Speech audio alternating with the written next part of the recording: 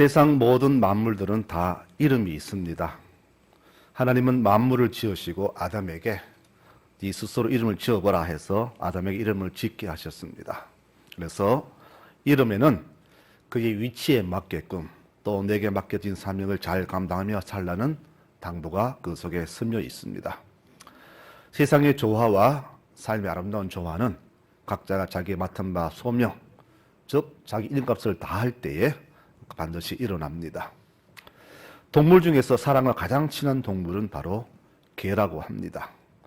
요즘은 개가 사람보다 더 높은 위치에 있습니다. 시부모보다는 랭킹이 몇 단계 위에 있고 남편보다도 한 단계 높은 것이 개의 위치입니다. 지금 세상에서 개만큼 존경 대접받는 동물도 없습니다. 개병원, 개장례식장, 개미용실, 개유모차 웬만한 사람보다 더 귀한 대접을 받습니다. 그런데 이 개만큼 또 무시당하는 동물도 없지요. 복날이 다가오면 죽음의 제1순위는 바로 개입니다. 개들도 그날을 알고 복대가 되면 밥을 안 먹는다고 합니다. 몸이 말라 있어야만이 보신탕에서 제외가 되기 때문입니다. 그러다가 주인이 화가 나면 제일 먼저 그거 찾는 게 개잖아요. 그뿐이 아닙니다. 밥그릇 중에서 제일 천리받는 그릇이 바로 개밥그릇이라고 합니다. 애들 화나면 밥그릇 좀 차잖아요. 개밥그릇 찹니다. 또 그뿐이 아닙니다. 욕할 때 가장 많이 인용되는 동물이 바로 개입니다. 개자식, 개같은 놈, 개보다 못한 놈. 여러분 집사람은 무슨 고생한다고 그러죠? 개고생. 또 너무 어이없을 때 개뿔. 어떤 모임이 질서가 없다. 그러면 그 판을 개판 이렇게 하면서 개는 모든 안 좋은 것에 다 이름이 불려집니다. 이렇게 사람도 이름에 따라서 잘 살기도 하고 또 이름대로 이루기도 합니다. 어느 부대에서 박격포 부대에 근무했던 사람이 이제 결혼해서 아들을 낳았습니다. 그는 이 박격포가 너무 좋아서 아들 이름을 지어줬는데 이름을 격포로 지었다고 합니다. 그 사람의 성은 박씨입니다. 아들 이름이 박격포입니다. 그래서 공군부대에서 지금 비행사로 근무하고 있다고 합니다. 어느 간호사는 이름이 신중입니다. 믿을 신자 가운데 중자. 기독교 집안이어서 아버지가 믿음 안에 거하라고 지어주었는데 그 성이 임시입니다. 이름하여 임신중입니다. 이분은 간호사로 35년간 분만실에서만 근무를 했다고 합니다. 그런데 산모들이 불안한 상태에서 왔다가 이 간호사를 보고는 안심하고 아이를 잘 낳았다고 그렇게 말합니다. 또 어떤 이름, 김노동이라는 이름을 가진 분은 건축학과 교수로 재직하고 있습니다.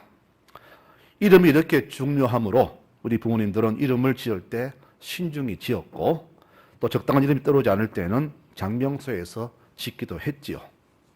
서양 사람들도 이름에는 굉장히 신중했다고 합니다. 그들은 주로 성경의 인물들을 본따서 자녀 이름을 지었죠. 그래서 다비드, 데이빗 그러면은 다윗을 말하고 또 아브라함을 따서 링컨 부르기도 하고요. 또 존 그러면은 요한입니다. 막스, 마가, 토마스, 도마, 또 여성 이름을 한나로 많이 짓기도 합니다. 이 이름 속에는 자녀들이 이름대로 믿음으로 잘 살라는 간절함이 거기에 담겨 있습니다. 이렇게 이름은 부모님이 지어주시지만은 하나님이 직접 지어준 이름도 성경에 몇 분이 나옵니다. 우리가 잘 아는 세례 요한은 하나님이 직접 지어주신 이름입니다. 그리고 오늘의 주인공 되시는 예수님의 이름도 하나님이 직접 지어주셨습니다. 부모가 자녀 이름을 지을 때에 그 속에 부모의 사랑과 간절함이 내포되어 있듯이 예수라는 그 이름 속에도 하나님의 간절한 바람과 뜻이 내포되어 있습니다. 내 백성을 죄에서 구원할 자, 이것이 바로 아들 예수 이름의 뜻입니다. 아들을 낳을 것이다. 그러면 이름을 예수라 하라. 이는 내 백성을 죄에서 구원할 자다라는 이름을 주셨습니다. 예수, 얼마나 멋진 이름입니까? 그런데 이 예수란 이름이 위대한 이유가 있습니다. 오늘은 이유 두 가지만 말씀을 드리고자 합니다. 첫 번째는 이 예수란 이름을 믿는 사람은 누구나 다 구원을 받기 때문에 이름이 위대합니다. 천지 만물 속에서 구원을 주신 능력의 이름은 바로 오직 예수라 이름 한 분뿐입니다. 다른 이름들은 어떤 뜻을 가지고 있어도 절대 구원의 능력이 없습니다. 왜 그럴까요? 그 이름은 사람이 지었기 때문입니다. 그런데 이 예수란 이름은 하나님이 직접 지어주셨고 그 이름 속에 구원의 능력까지도 같이 주셨습니다. 그래서 예수란 이름은 우리의 구원자라는 이름이 됩니다. 예수님은 하나님의 그 귀한 소명 담긴 되는 이름대로 이 땅에서 인류를 위하여 바로 구원의 사역을 잘 감당하셨고 이곳에 오셨습니다. 그날이 바로 오늘 성탄절입니다. 성경 66권은 오직 한 가지로 귀결이 되는데 바로 예수를 믿어야 구원받는 것으로 모든 것이 요약이 됩니다. 사도행전 4장 12절에 이렇게 말합니다. 이분의 도움 없이는 아무도 구원받을 수 없다. 사람에게 주신 이름 가운데 우리를 구원할 수 있는 이름은 오직 예수밖에 없다라고 분명히 선포했습니다. 성도 여러분, 이 예수님 외에는 그 어떤 이름도 우리에게 구원 줄 수 없음을 믿으시기 바랍니다. 오직 예수님 한 분 밖에는 구원이 없음을 굳게 믿는 우리 교우들이 되시기를 축원합니다. 하나님이 직접 지어주신 이 고귀한 이름 예수 그리스도, 바로 이 이름을 우리에게 구원의 선물로 주셨습니다. 바로 이 이름을 가지고 이 땅에 오신 우리 예수를 평생 감사하며 섬기며 살아가는 모든 교우들이 되시기를 축원합니다. 두 번째로 이름이 위대한 이유는요, 하나님이 그분과 평생 함께 하시기 때문입니다. 사람은 이름 외에 또 별명이 있죠. 또 일명 애칭이라 그렇게 말을 합니다. 또 별명도 잘 붙이면은 이름은 기억 안 나도 평생 별명은 기억나는 것이 별명의 힘입니다. 우리 한국 사람들은 별명 지을 때 주로 외모를 보고 별명을 짓죠. 사람이 살이 쪘다고 해서 돼지라 부르기도 하고, 약삭 바르면은 아이고 여우 같은 것 이렇게 부르기도 합니다.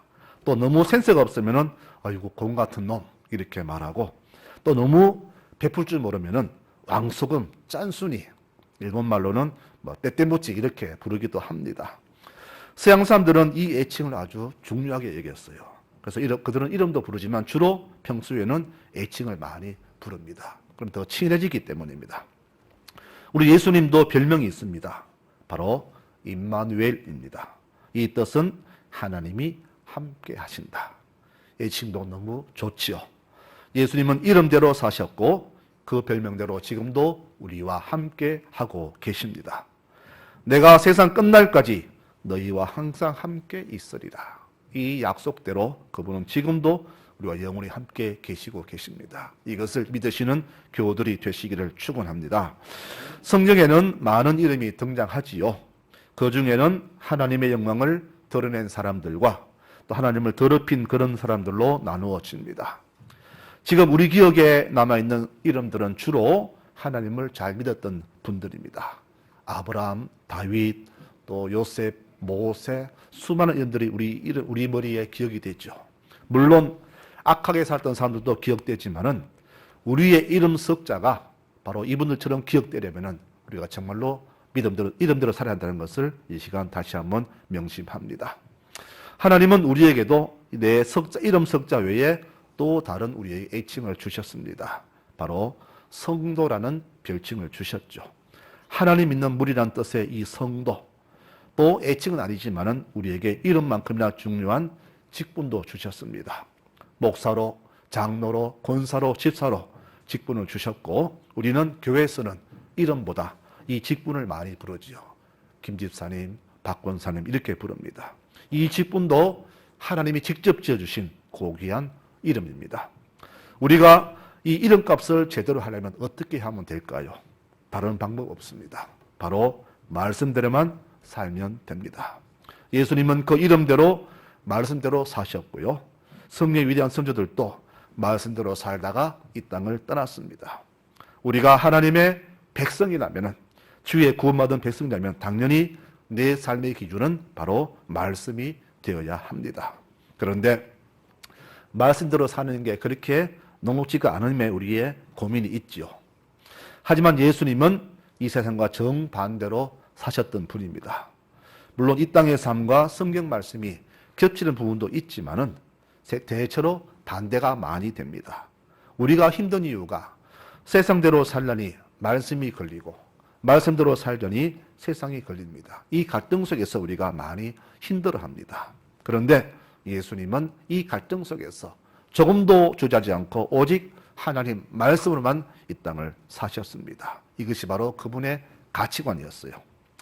우리가 말씀대로 살기 힘든 이유가 그거 아니겠습니까? 세상 가치관을 거부하고 하나님 말씀을 따른다는 것은 곧 그만큼 내게 손해와 위험과 고난과 고통을 감내하는 문제가 주어지기 때문입니다. 그래서 세상과 적당히 타협합니다. 그러나 예수님은 절대 타협하지 않았습니다. 그분은 이 땅에 오실 때부터 오시는 방식부터가 달랐잖아요. 보통 사람들 올 때에 이 땅에 금수저로 와서 금수저로 살기를 원하는데 주님은 약자로 오셔서 약자를 섬기다가 죽으셨습니다. 예수님의 이 삶의 방식은 앞으로 우리가 하늘나라에 들어가는 방식도 이와 똑같다는 것을 우리에게 예표해 주셨습니다. 사람들이 청와대 직원으로 들어가기를 원하고 대기업에 입사하기를 원하면은 세상의 최고 것들을 다 갖춰야 들어갈 수 있습니다. 그곳에 아무나 못 들어갑니다. 또 불교라는 종교는 우리가 혼신의 힘을 다해서 이 삶에 덕을 많이 쌓아야 구원받는다고 가르칩니다. 하지만 우리는 어떻습니까? 우리는 갖추지 못해도 비록 약한 모습이지만은 우리가 성실히 살지 못했지만은 회개하고 예수를 믿으면서 구원을 받지 않습니까? 이와 같이 그분의 삶은 우리와 이 세상과 다른 것입니다. 바로 이 모습들이 하늘나라의 삶의 방식입니다. 그래서 우리가 예수쟁이로 사는 것은 미리 천국의 삶의 방식을 이곳에서 그대로 재현하는 모습이 되는 것이죠.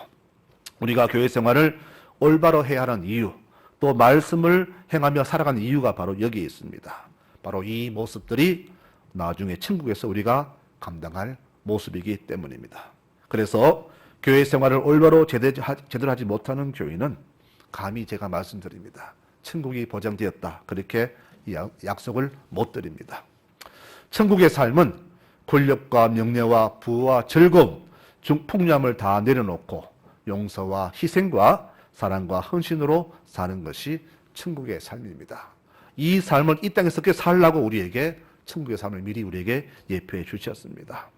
천국의 삶은 이 땅에서 강자와 유능한 자를 섬기는 것이 아니라 소외자와 약자를 섬기는 것이 바로 천국의 삶입니다. 바로 이러한 삶의 모습이 이 땅에서 우리의 삶의 훈련의 한 장이 되어야 할 것입니다. 이렇게 살면 세상은 우리 보고 바보라고 말합니다. 그러나 괜찮습니다. 바보라 소리 들어줬습니다. 대신 하나님이 우리를 인정하시기 때문입니다. 그래서 하나님의 충성된 종들은 저들이 보기에 저주받는 모습처럼 보여도 사실은 믿음으로 인내하며 하늘의 복을 받는 그런 과정임을 우리는 알아야 됩니다. 세상에 아무리 좋은 것도 하나님 없이 받으면 그것은 저주가 됩니다. 대신 연약함과 상실과 결핍과 아픔과 눈물같이 저주로 보이는 것들도 내가 믿음으로 받을 때 그것은 복으로 변합니다. 우리가 이 놀라운 진리를 깨닫는다면 지금껏 하나님을 원망하고 자신의 무능을 한탄했던 우리의 사고와 삶의 방식은 정반대로 전환이 될 것입니다. 바로 이 깨닫는 것이 축복의 서막이 됩니다. 성경은 말씀합니다. 우리가 최고에 이르기 위해서는 이 땅의 좋은 것들 대신에 되게 힘든 것이 주어지다는 것을 명심하라고 우리에게 가르칩니다. 화려한 도시 문화에 또 푸른 초원에 강물이 유유히 흐르고 목축에 아주 좋아 보였던 그 소돔성은 사실은 멸망 직전에 저주받은 땅이었습니다.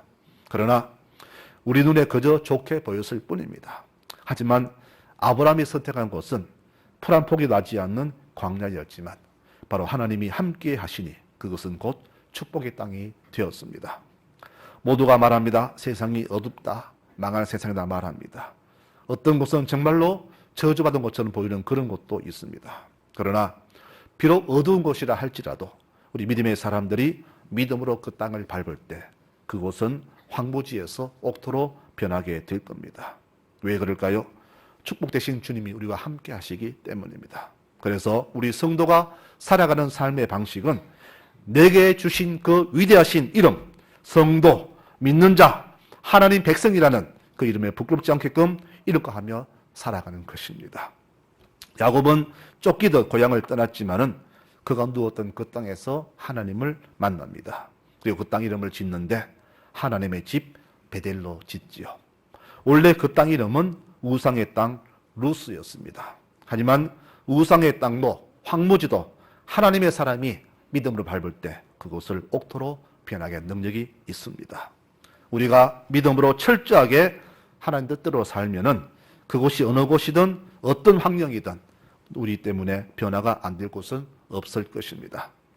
재벌은 온 민족이 잘 살도록 공헌을 해야 될 것이고, 정치인은 국민이 평안히 살도록 해서야 하고, 우리 신앙인은 이 백성들에게 하늘 소망을 심어줄 수 있어야 합니다.